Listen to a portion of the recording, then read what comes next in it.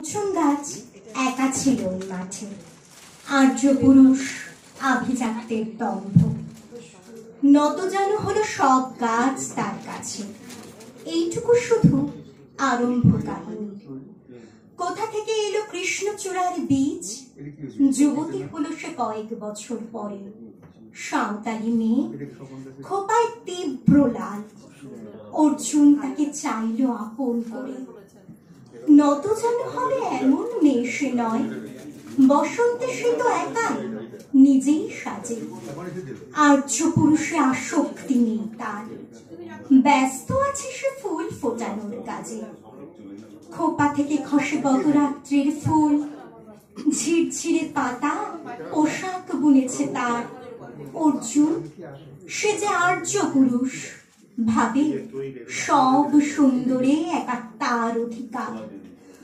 অর্জুন গাছ চেয়ে দেখে দূর থেকে, কৃষ্ণচূড়া হৃদয়ে ঝরছে রোজ।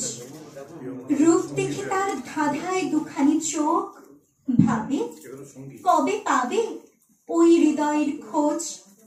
কাহিনী এবার শেষ করি তাড়াতাড়ি।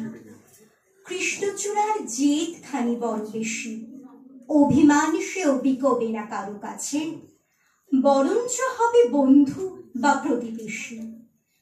যদিও কাহিনী এমন সহজ নয়, অর্জুন শুধু বাকল ঝরেছে ঝরে।